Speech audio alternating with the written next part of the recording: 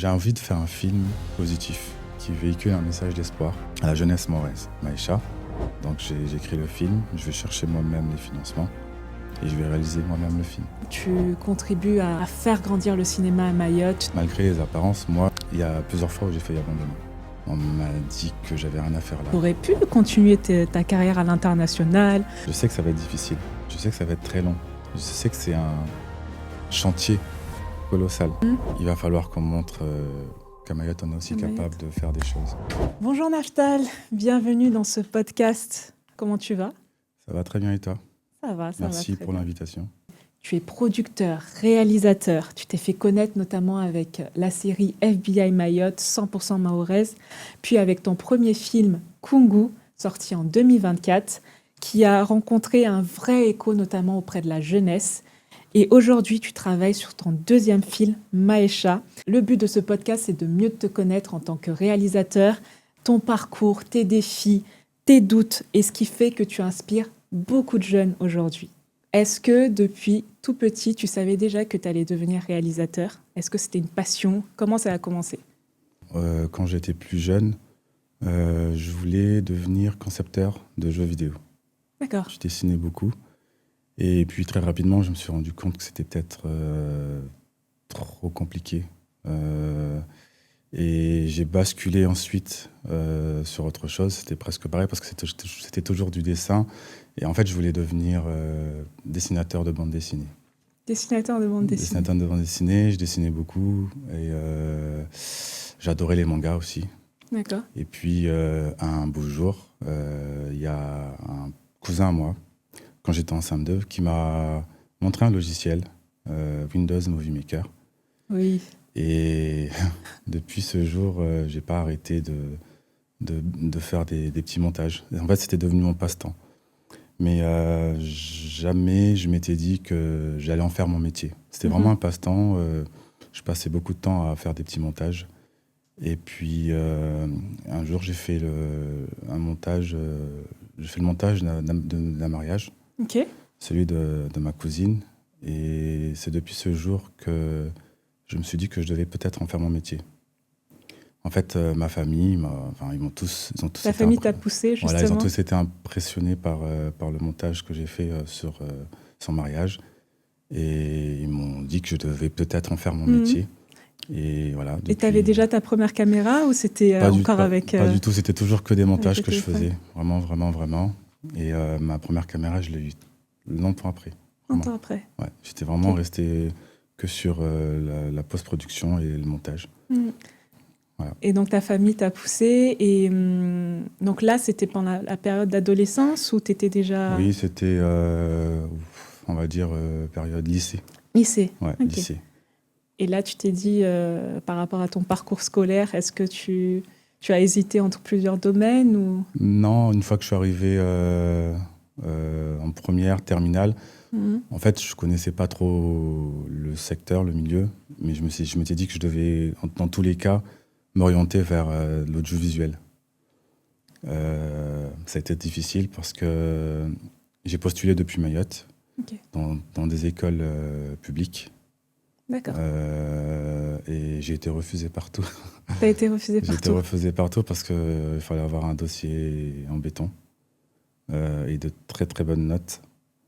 C'est des écoles qui sont très très sélectives. Et du coup, je me suis retrouvé à l'université. Je ne savais pas quoi faire de ma vie. Du coup, je n'allais pas du tout en cours. Je continuais à faire des montages. Ouais. En attendant de trouver une alternative, une issue, ou je ne sais pas. Et j'ai passé 1 an à faire des montages chez moi. D'accord. Ensuite, je suis venu à Paris, parce que là, c'était à Montpellier. Mm-hmm. Je suis venu à Paris et on m'a dit que c'était là-bas, c'était en Ile-de-France qu'il y avait plus de chance. Le secteur audiovisuel, ça va. C'est Dans le plus secteur puissant. de l'audiovisuel, on m'a dit qu'il fallait être en Ile-de-France. Je suis venu en Ile-de-France. J'avais 19 ans. Je suis parti à l'émission locale et j'ai demandé à ce qu'on m'oriente justement dans le secteur qui pourrait me plaire. Et on m'a dit que j'avais rien à faire là et qu'il fallait que j'aille à l'école, que je postule peut-être à la fac, Que tu fac de n'avais rien à cinéma. faire là, Ouais, carrément, parce qu'en fait, on m'a fait. dit, t'as un Ouais. bac S, Ouais. t'as 19 ans, va à l'école. J'ai insisté, Mhm. j'ai insisté, et on m'a orienté vers un chantier d'insertion où on formait des journalistes reporters d'images. Mm. Et du coup, j'ai eu 1 an de formation en tant que journaliste reporter d'images. Et à la suite de ça, je suis rentré à Mayotte à 20 ans, du coup. Et j'ai demandé à ce qu'on m'accompagne pour que je puisse entrer dans une école privée. J'ai demandé à ce qu'on m'accompagne financièrement. C'est très bien. Ouais. J'ai demandé à une structure qui était la DOM. Ok. J'ai demandé à ce qu'on m'accompagne financièrement pour financer une école de cinéma. Il faut savoir que les écoles de cinéma sont très chères. Là, c'était une école qui, à la fin, c'était un BTS audiovisuel. C'était dans une école privée. Mhm. Et c'était à peu près 7 000 € l'année. Il fallait que je paye l'école moi-même. Et j'ai eu de la chance. Mayotte a accepté de m'accompagner, la DOM. Et j'ai eu, du coup, j'ai décroché mon BTS audiovisuel. Ensuite, j'ai commencé à bosser en tant qu'agent polyvalent dans les cinémas Gaumont-Pathé. Mhm. J'ai travaillé à celui de Pathé Stade de France. Mhm. Et ensuite, j'ai déménagé. Je suis parti à Lyon. J'ai travaillé en tant qu'agent polyvalent aussi, Pathé Vèze. Ok. Et j'ai commencé à réfléchir à ce que j'allais faire de ma vie. Et comment ça s'est passé justement ce parcours dans tes études, dans le BTS audiovisuel? Est-ce que ça a confirmé ta passion que tu veux vraiment faire ce métier ou tu avais encore des doutes? J'avais encore des doutes parce que c'était très théorique. Et moi, je voulais vraiment pratiquer le maximum possible. Donc, en dehors de l'école, j'essayais de faire des petits courts-métrages, des petites vidéos pour vraiment essayer d'apprendre sur le terrain. Voilà, après l'école, c'était difficile. J'ai même raté ma première année d'examen. J'ai eu mon BTS en 3 ans, la deuxième fois. Et ça m'avait un peu refroidi, on va dire. Et puis je ne savais plus trop quoi faire ou m'orienter. Parce que le secteur de l'audiovisuel, c'est assez vaste. C'est assez vaste. Il y a vraiment beaucoup de métiers. Moi, j'avais fait un BTS audiovisuel, option montage et post-production. D'accord. Donc, à ce moment-là, je ne me voyais pas encore forcément être réalisateur. Je savais juste qu'il fallait que je travaille dans ce secteur-là, parce que j'étais passionné par le montage. Mais je ne pensais pas forcément en réalisateur. Et puis un beau jour, un cousin à moi est venu à Lyon, chez moi. Et il m'a regardé dans les yeux et il m'a dit: qu'est-ce que tu fais en métropole? Pourquoi tu reviens pas à Mayotte? Ouais. Franchement, je lui ai dit, ça m'avait surpris. Et il m'a dit qu'en fait, Mayotte a besoin de compétences, de talents comme moi pour avancer dans le secteur de l'audiovisuel, et que c'était important que je rentre pour participer à cette construction et à développer ce secteur sur l'île. Et en plus, c'était justement ma question suivante, c'était après justement tes études, tu aurais pu continuer ta carrière à l'international ou même en France. Et ma question, justement, tu l'as répondu, c'était pourquoi Mayotte? Et donc, c'était ton cousin qui a été le déclic? C'est lui qui a été le déclic. Après, voilà, je savais que le cinéma était en... Le cinéma n'existait pas vraiment à Mayotte. Il n'existe pas vraiment. Ouais. En fait, le cinéma est là, ouais. mais il est en construction. C'est ça. Il y a un manque de structure pour financer des films. Et dans tous les cas, moi, je me suis dit, c'est un challenge, rentrer chez moi, on va dire participer à la construction et à l'émergence du cinéma mahorais. Je me suis dit, je préfère ça, rentrer chez moi et être parmi ceux qui participent à ça, que de rester à l'extérieur et me retrouver, peut-être avoir plus d'opportunités, mais je me suis dit que j'aurais peut-être plus de fierté de le faire chez en moi rentrant chez toi. Et de raconter des histoires qui nous ressemblent. Du coup, tu es rentré en quelle année à peu près, tu te souviens? 2017. 2017? Ok, Ouais, 2017, il me semble. 2017, ouais. Et quand tu es rentré, à quoi en fait ressemblaient tes débuts? C'était quoi tes premières réalités? Alors, je suis rentré, j'ai d'abord créé avec des associés une entreprise de communication. Mhm. Je suis resté avec eux à peu près 1 an. Ensuite, j'ai décidé de créer ma propre société et d'être indépendant. Euh, je faisais beaucoup de spots TV et d'émissions Mhm. pour mettre la première. Mais très rapidement, j'ai commencé à penser vraiment à la fiction. Parce que je voyais très bien qu'il n'y avait pas beaucoup de production dans la fiction. Et je me suis dit qu'il fallait qu'à un moment donné, je me lance dans ça. Et après, petit à petit, je me suis très vite rendu compte que, en termes de financement, c'était très très compliqué à Ah Mayotte. oui. Euh, C'est-à-dire que les personnes n'étaient pas prêtes à investir ouais, les structures, dans c'était les très structures. compliqué. Investir dans une série ou un film, ça a été quasiment jamais fait. Ok. Donc Oui, personne bah ne oui. voulait vraiment se lancer dedans et prendre le risque de financer une série ou un film, ce que je pouvais comprendre. Mais voilà, j'ai pas lâché. Après, je me suis dit, dans tous les cas, il va falloir qu'on montre, même si c'est de l'argent que j'investis moi-même, Mhm. il va falloir qu'on montre qu'à Mayotte, on est aussi À Mayotte. capable de faire des choses Mhm. dans le cinéma. Comme tu le sais, moi aussi, j'aspire à être dans la même voie que toi, à être réalisatrice. Et justement, cette année, je vais sortir mon premier court-métrage. Les personnes vont regarder en fait 5 minutes ou 10 minutes de vidéo. Mais ces personnes-là ne se rendent pas compte la difficulté, comme tu as dit tout à l'heure, la difficulté dans le tournage, dans la logistique, dans le financement, dans le script, dans l'équipe. Quand j'ai réalisé justement ce premier court-métrage, je me suis dit, mais j'ai investi mon argent personnel. Je n'ai pas eu de l'aide de qui que ce soit, c'est mon argent personnel que j'ai mis dedans et c'était une passion. Mais au final, je me suis dit, mais est-ce que ça vaut le coup? Est-ce que ça vaut le coup de continuer? Et est-ce que tu as déjà ressenti tout ça, tous mes débuts-là au départ de ton parcours, quand tu as commencé à tourner, par exemple, la série FBI Mayotte? Ce que je comprends, c'est que tu as financé aussi tout seul. Oui, pour FBI Mayotte,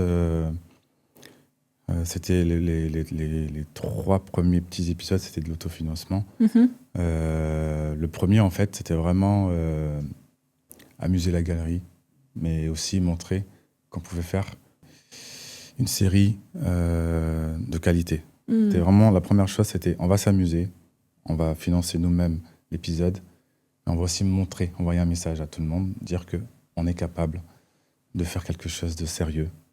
Quand tu as dit on, du coup, C'est moi et mon équipe. toi et ton équipe. Ouais, Tu as moi et pu mon construire ta petite équipe à Mayotte. Oui, j'ai pu construire un petit noyau, on va dire, solide. J'ai rencontré Massio Soufa, un grand réalisateur qui est rentré à Mayotte et voilà, le feeling est passé. On a décidé de s'associer et de tenter le tout pour essayer de créer quelque chose dans le cinéma mahorais. Et avec FBI Mayotte, voilà, nous, on voulait vraiment montrer que Mayotte pouvait aussi faire des choses dans ce secteur. Et on a été surpris de voir l'engouement qu'il y a eu derrière le premier épisode. On nous a demandé de faire une suite, ce qui n'était pas prévu à la base. Du coup, on a continué à produire les épisodes. On en a fait 2. Et puis, à ce moment-là, on a commencé à avoir des financements. Ah. Ouais, ça avait tellement pris qu'on a commencé à avoir des financements. C'est vrai que les gens demandaient à chaque fois quand est-ce que ça va sortir, l'épisode suivant, la suite. Voilà. Ah, ouais. Il y a eu un tel Et c'était engouement. que sur YouTube. Ouais, c'était que sur YouTube au début. Okay. Il y a eu un tel engouement que derrière, on a eu un peu plus de crédibilité, on va dire, pour avoir des financements. Et voilà, ça a commencé tout doucement.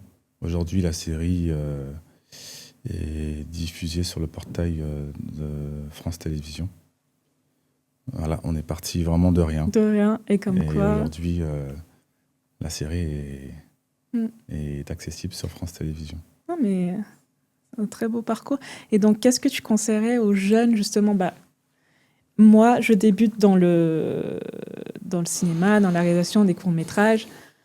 Donc, la plateforme intéressante pour ces personnes-là, ou pour moi, par exemple, ça va être YouTube, pour commencer. C'est vrai que c'est un secteur et un milieu très compliqué. Ouais.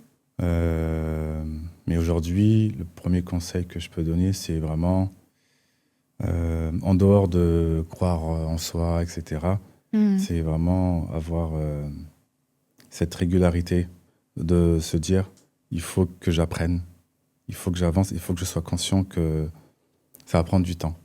Ouais, c'est ça. Il faut de la patience. La patience dans le milieu, c'est super important. Tout à l'heure, tu disais que c'était long et compliqué de faire un film. Tu as fait un court-métrage de 5-10 minutes. Ouais. Et ça m'a pris beaucoup de temps. Ça m'a pris 10 heures de tournage. Faire un long-métrage, ça prend énormément de temps. Ouais. Ça prend plus d'1 an. Ouais.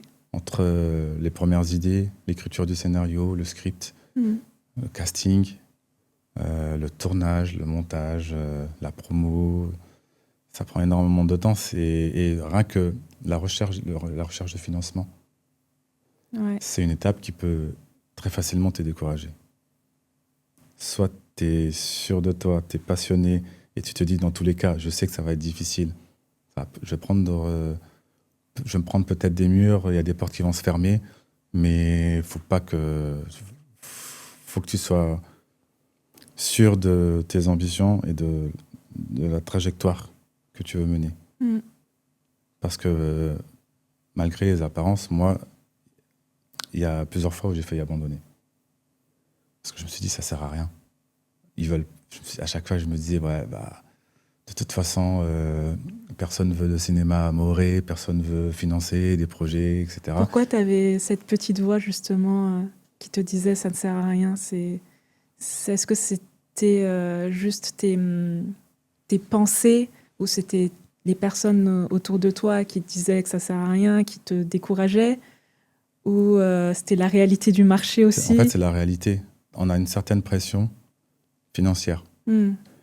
Parce que tu as des factures à payer, tu as des courses à faire, et quand tu vois que, quand tu as l'impression de tout faire bien, mais que derrière ça ne suit pas, tu n'as pas forcément le soutien financier qu'il faut, etc., tu peux très, très vite être amené à te poser des questions. Est-ce que j'ai fait le bon choix? Est-ce que c'est une voie qui va me permettre de payer mes factures, de manger, et voilà, derrière, c'est pas toujours évident.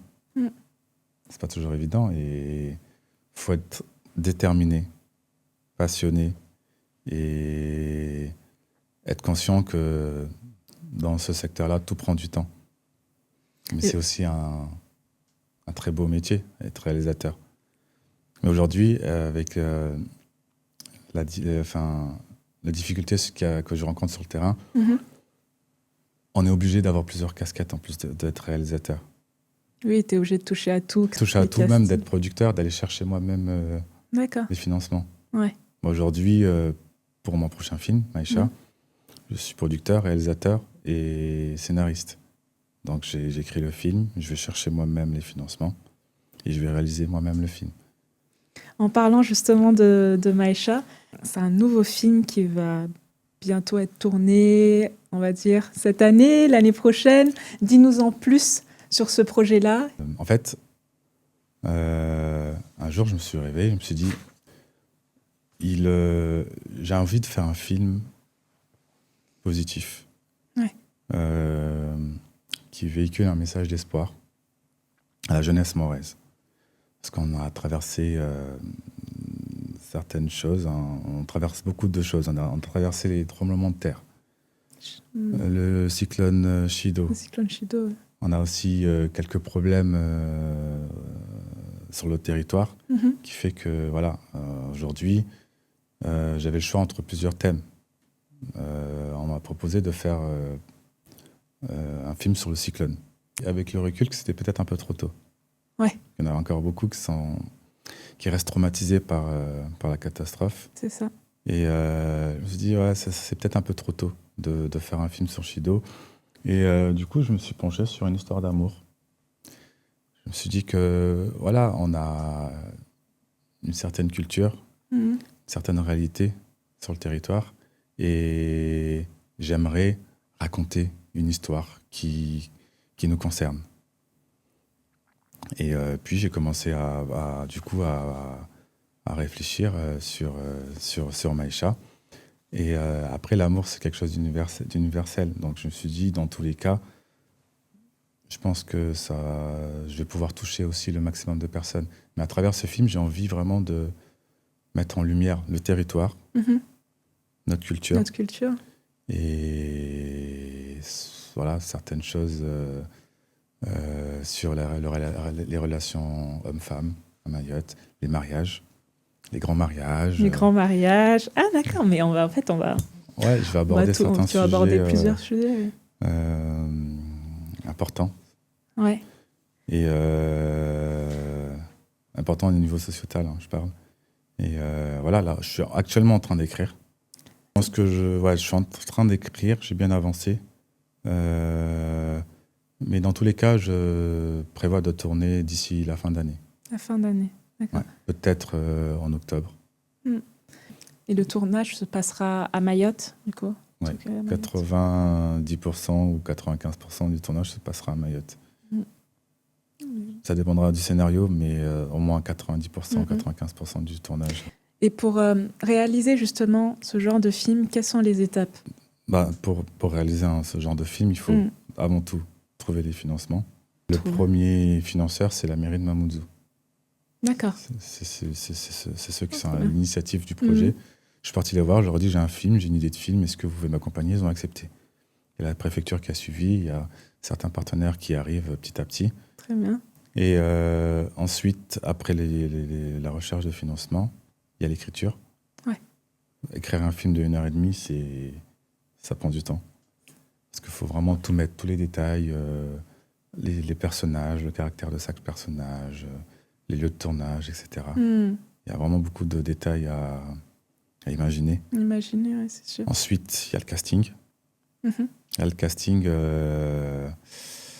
c'est une phase très importante. Parce que faut bien choisir justement les acteurs, les actrices. On peut avoir un très beau scénario, mais si derrière, ça ne suit pas avec les acteurs, c'est ça. Le film il tombe à l'eau.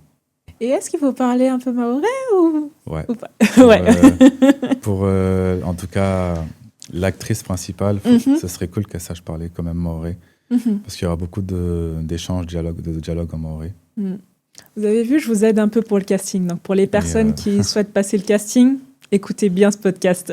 Et j'espère que je ne serai pas obligé de prendre une fille qui ne sait pas parler mahorais parce que c'est la meilleure en termes de performance, etc. Je ne sais pas encore comment ça va se passer, mais je vais devoir m'adapter de toute façon à la réalité aussi du terrain. Du terrain, oui. Et il n'y a pas énormément d'actrices mahoraises. Je suis quasiment sûr que je vais prendre des amatrices. Parce qu'en fait, c'est le début pour Mayotte, le cinéma. Pour tout le monde, donc il faut juste qu'elle soit talentueuse. Et si j'arrive à déceler qu'il y a de la bonne volonté, potentiel, qu'il y a du potentiel. À travers elle, je la prendrai et on fera comme pour Congo, des répétitions, on va se préparer comme tout le monde. Pour postuler justement en tant qu'acteur et actrice dans tes films, comment ça se passe? Est-ce que ce sera en ligne ou ce sera sur place? Comment ça va se dérouler? Je serai obligé de faire une présélection. Ouais. Dans un premier temps, je vais envoyer un petit peu les différents rôles qu'on recherche et demander aux personnes qui sont intéressées par certains rôles de nous envoyer une vidéo d'eux en train de se présenter. Et ça sera déjà une première présélection parce que si je demande à tout le monde de venir le jour du casting, ça va être ingérable. Ouais, c'est donc ça. Je serai obligé de faire déjà une présélection et choisir les profils qui m'intéressent vraiment.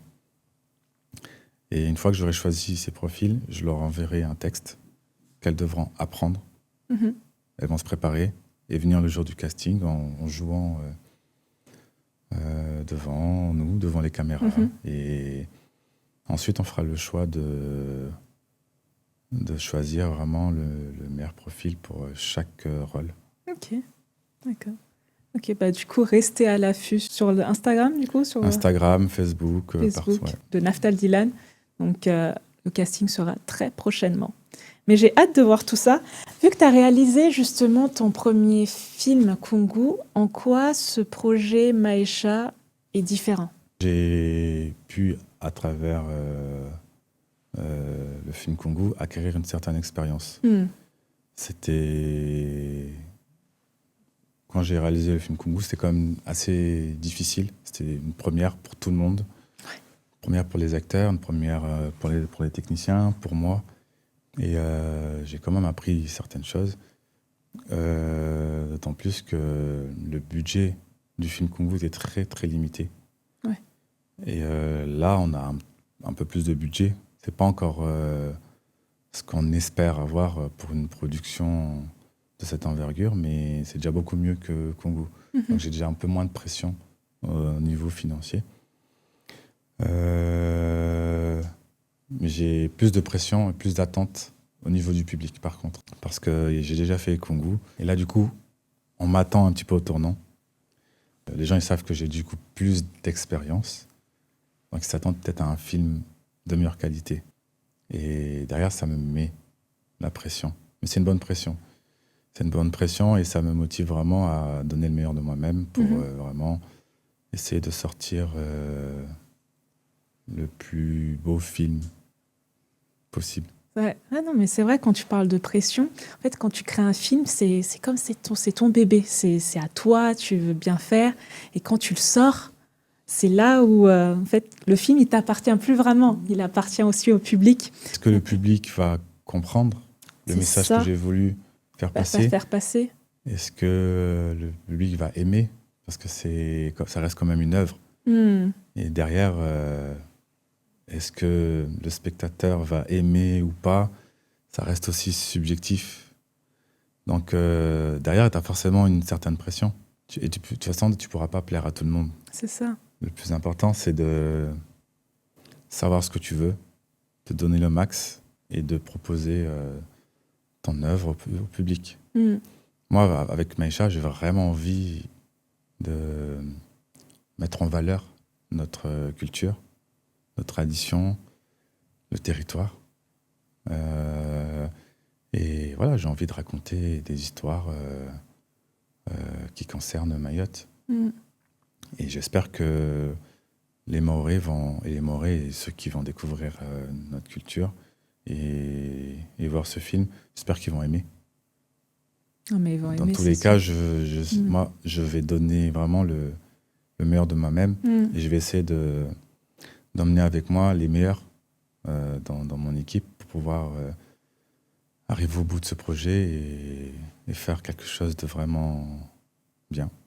Et ça se voit que tu es passionné et ça donne envie de t'accompagner, de te suivre dans ton élan et ça va donner en fait de très belles images pour Mayotte et j'ai trop hâte. Revenons du coup sur ton premier projet qui était Kungu. Les acteurs étaient bien des amateurs. En fait, quand j'ai regardé le film, ça se voyait pas qu'ils étaient amateurs. Ils étaient tellement impliqués dans leur rôle et c'était puissant en fait ce qu'ils dégageaient. Comment tu les as formés et accompagnés pour obtenir une telle justesse dans leur rôle? Après, pour être honnête, j'ai moi-même été surpris de leur performance, Ouais. mais ils étaient très très impliqués. C'est le plus important en fait. Le fait d'être motivé et impliqué joue beaucoup sur le résultat. Parce que moi derrière, quand je vais les former, parce qu'ils ont eu des jours de répétition quand même, et je sentais qu'ils avaient vraiment envie.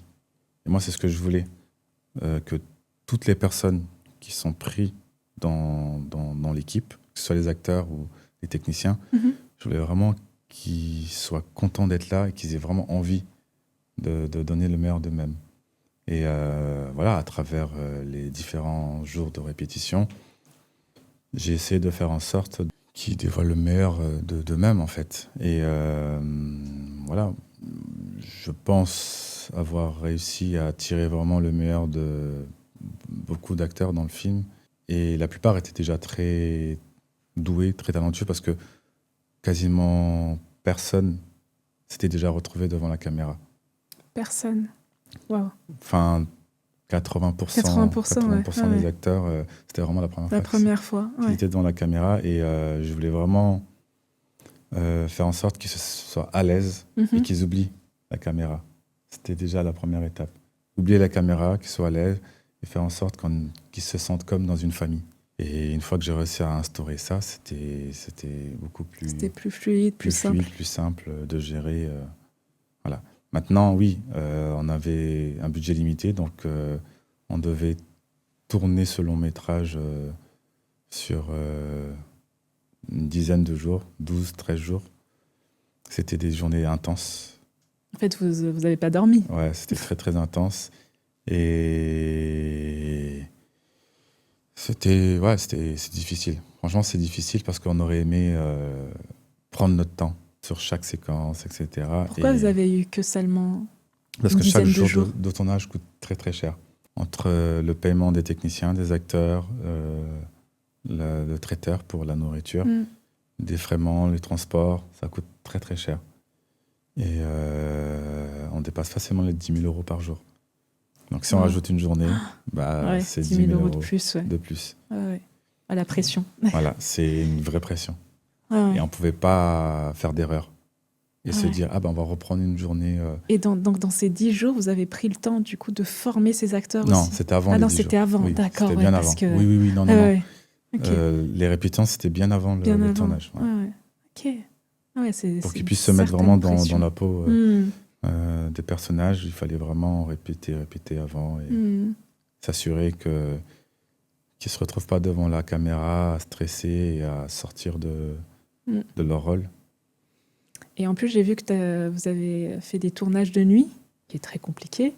Est-ce que tu as des anecdotes à nous partager par rapport à ces 10 jours de tournage? Qu'est-ce qui t'a marqué?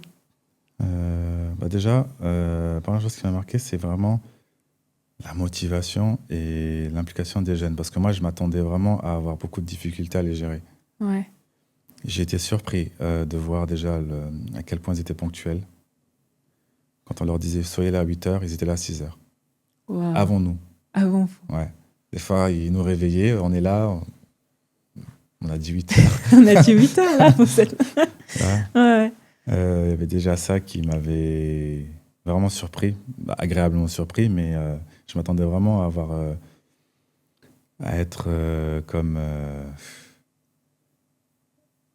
un père pour eux, en fait, à toujours être derrière eux, à n'arrivez pas en retard, ne faites pas ci, ne faites... Et franchement... ils ont pris leur rôle au sérieux. Ils ont pris vraiment leur rôle au sérieux. Et c'était heureusement parce qu'on avait des journées très limitées. Et je pense que s'ils n'étaient pas ponctuels, sérieux, carrés, ça aurait été très compliqué. Compliqué à gérer. En dehors de ça, j'ai été surpris aussi par la performance de Salima. Oui. La mère de Hakim. C'était une belle découverte. En fait, j'ai été surpris par quasiment tous les acteurs. Et comme je t'ai dit, c'était la première fois, pour la plupart, de se retrouver devant la caméra. Et j'avais beaucoup de stress par rapport à ça. Je me disais que ça allait être difficile, qu'avec un délai aussi court, on n'aurait peut-être pas le temps de tirer le meilleur d'eux-mêmes. Et au final, tu as été surpris de la performance. J'ai été surpris de leur performance. Et c'était plutôt positif, en fait, ce que exactement. Après, moi, je me suis dit que c'était aussi l'ambiance. Parce qu'on avait vraiment l'impression d'être une famille. Et c'est très important pour que les acteurs puissent se lâcher et donner le meilleur d'eux-mêmes. Il faut vraiment qu'ils se sentent comme dans une famille. Ils se sentent soutenus, encouragés.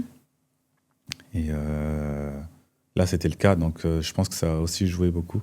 Et ces jeunes talents que tu as pu recruter pour ton film, est-ce que certains ont voulu continuer des carrières dans le cinéma en tant qu'acteur ou sinon même réalisateur? Tous? Ils veulent quasiment tous continuer. Ils attendent tous un projet auquel ils pourraient participer. Vraiment, très bien. Je reçois beaucoup de messages de leur part en me demandant quand est-ce qu'il y a un nouveau film, quand est-ce qu'ils seront rappelés, quand est-ce que...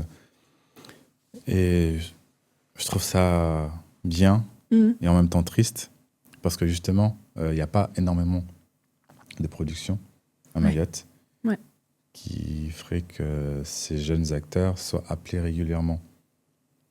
Et j'espère que ça va très vite changer parce que, comme je le dis souvent, il y a beaucoup de talent à Mayotte. Et c'est juste qu'on n'a pas on les met pas en lumière, en fait. C'est dommage. À travers des productions, etc. Mais toi, tu les mets en lumière. Je les mets en lumière, mais je ne peux pas les mettre en lumière souvent. Oui.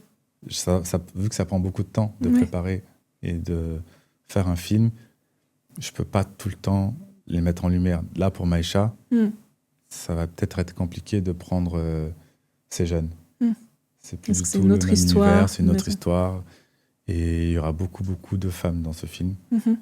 Et donc, malheureusement, pour eux, c'est peut-être pas encore là. Il va falloir qu'ils attendent encore un petit peu. Sauf si un autre réalisateur vient faire un projet, un film, un court-métrage, et les appelle. Mais vu vu le temps que ça prend, vu les difficultés qu'il y a derrière le financement des films, ça peut prendre beaucoup de temps. Et ça peut du coup décourager ces jeunes. Ou sinon encourager justement à poursuivre aussi leurs rêves, parce que sans l'expérience qu'ils ont vécue avec Kungu, par exemple, ils seront restés dans leur zone de confort et ils vont pas savoir en fait qu'ils avaient cette passion-là, cette capacité. Donc peut-être d'autres jeunes peuvent poursuivre leur carrière en France et revenir à Mayotte, mais en fait tu as été le déclic pour certains. Oui, après il y en a qui veulent aussi être réalisateurs, par exemple. Et moi c'est ce que je veux, si j'arrive derrière à créer des vocations, que ce soit être réalisateur, cadreur, acteur, ingénieur son, etc. Moi, c'est Mayotte qui va gagner.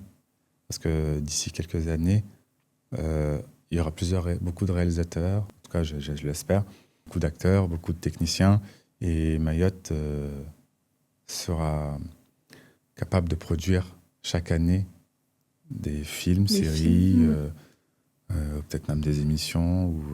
Et il y aura vraiment un divertissement qui va émerger dans ce côté-là. Et c'est la culture qui sera du coup plus visible à l'extérieur. C'est ce qu'on espère pour Mayotte. On va participer quelque part au rayonnement de Mayotte à l'international. Exact. Et c'est l'objectif en tout cas. J'espère que je vais en motiver plus d'un. Et que derrière... Tu m'as motivé déjà. Parce que c'est vrai, en fait, de mon parcours, c'est... j'ai fait un master en marketing digital et j'ai touché un peu dans l'audiovisuel, mais j'étais passionnée depuis toute petite. Notamment au collège, je regardais des films d'Alfred Hitchcock. J'analysais en fait les plans, j'aimais beaucoup ça. Et je me suis dit, bon, c'est juste une passion comme ça. Et lors de l'élection Miss Mayotte, Miss France, tu m'as accompagnée et en fait, je voyais vraiment tout l'envers du décor. Je me dis, mais ça se passe comme ça, la production, la réalisation. J'étais devant la caméra, mais je voulais être derrière la caméra aussi, tu vois. Et même après Miss France, je voyais vraiment comment ça se passe et je me suis dit, mais c'est incroyable, j'aime ce métier. Mais bon, la vie a fait que je continue le parcours classique et il y a 1 an, en fait, j'avais le déclic où... Le déclic, c'était à Kungu, pour moi. Quand j'ai vu que tu as réalisé ce film, c'était tellement une fierté, j'étais tellement fière de toi. Et là, je me suis dit, mais Enlia, toi aussi, tu as ce petit truc, tu peux le faire. Tu peux réaliser ton rêve, même si c'est compliqué. Naftal, il a réussi, pourquoi pas moi? En plus, il y a très peu de femmes dans ce milieu-là. Une femme mahoraise aussi. Et donc, j'ai commencé à investir dans une caméra, à investir dans des trépieds, à investir dans des logiciels, à me former, c'est super important, et à être passionné, et comme tu as dit tout à l'heure, déterminé, parce que la motivation, ça suffit pas. Tu peux être motivé un peu, et après, ça va repartir. Donc en fait, c'est juste pour te dire que tu m'as inspiré, même moi en tant qu'Olia, tu m'as vraiment inspiré, et j'espère aussi continuer dans cette direction, et c'est incroyable ce que tu fais. Et même au niveau de l'accompagnement, je vois comment tu accompagnes les jeunes, tu aimes les former, et je crois que tu as même une association, je pense, où tu vas vers les écoles et tu donnes des cours. C'est bien ça, quelque chose Des cours, non, pas pas encore, des mais cours, mais on est parfois amené à faire des à sessions, intervenir. à intervenir Ouais. pour permettre aux jeunes de découvrir justement les métiers de l'audiovisuel et du cinéma. Mhm. Et oui, là, à court terme, on aimerait former le maximum de jeunes. Et même à travers la production de Maïcha, j'aimerais prendre des jeunes, peut-être en stage, ou pour les former. Pour les former. Des Ouais. jeunes passionnés, vraiment intéressés par les métiers du cinéma. Et voilà, là, ce que tu me dis, ça me touche. Et je suis très content de voir que j'ai réussi à te motiver, à t'inspirer, à créer un déclic. Et c'est ce que je veux. Je veux qu'il y ait le maximum de personnes qui partent travailler pour arriver au bout de leur rêve. Et oui, c'est difficile. Comme je disais, j'ai eu beaucoup de doutes aussi. J'ai eu des obstacles, j'ai eu beaucoup de difficultés et j'en ai encore aujourd'hui, malgré tout. Et faut juste pas lâcher. Être conscient que c'est la réalité du secteur et essayer de ne pas se limiter à Mayotte, aux frontières de Mayotte, et se dire que un jour, moi aussi, je ferai un film qui sera vu à l'extérieur de Mayotte. Moi aussi, je ferai briller la culture notre culture, mais moi aussi, je mettrai en lumière notre territoire. Tout le monde peut le faire, en vrai. Tout le monde peut C'est le une faire. histoire de c'est motivation, de détermination. Et aussi, je pense aussi de l'entourage. L'entourage, c'est important parce que j'ai vécu ce moment où j'étais seule. Je tournais toute seule, je faisais tout seul. Et c'était compliqué de tenir. Alors quand tu as un bon entourage, les bons contacts, ça peut aller très vite après. L'entourage, c'est super important. Moi, je suis conscient de tout ça. C'est ce qui m'a permis aujourd'hui d'être là. Ouais. C'est très, très important de s'entourer de personnes qui te tirent vers le haut, des personnes qui te motivent quand tu as envie d'abandonner, d'avoir des parents, des cousins, des frères, des proches qui t'encouragent et qui te tirent vers le haut. C'est très, très important. Et dans ce secteur-là, dans ce milieu, il faut vraiment s'entourer de personnes qui te veulent du bien et qui veulent te voir réussir. Toutes les personnes qui te tirent vers le bas, il faut vite t'en éloigner parce que c'est déjà assez difficile comme ça. Ouais, c'est sûr. Et tu peux faire beaucoup d'envieux, de jaloux. Et il y a des personnes qui, eux, ne peuvent pas faire ce que tu fais. Donc, ils vont venir te décourager parce que, vu que c'est quasiment impossible pour eux, c'est ça. Ils vont essayer c'est plus simple, en fait, de critiquer, c'est plus simple de te critiquer, décourager, de dire que c'est de pas passer à possible, c'est l'action. impossible, tu n'y arriveras jamais. Et là, en fait, pour moi, je me dis qu'ils parlent d'eux. Ils parlent de leurs limites à eux. Et moi, si je me dis que je peux faire ce film-là et je vais arriver au bout de ce projet-là, malgré les difficultés, il n'y a pas de... Je connais pas l'avenir, en fait. Je sais pas si j'arriverai au bout de ce prochain film, par exemple. Je sais que ça va être difficile. Je sais que ça va être très long.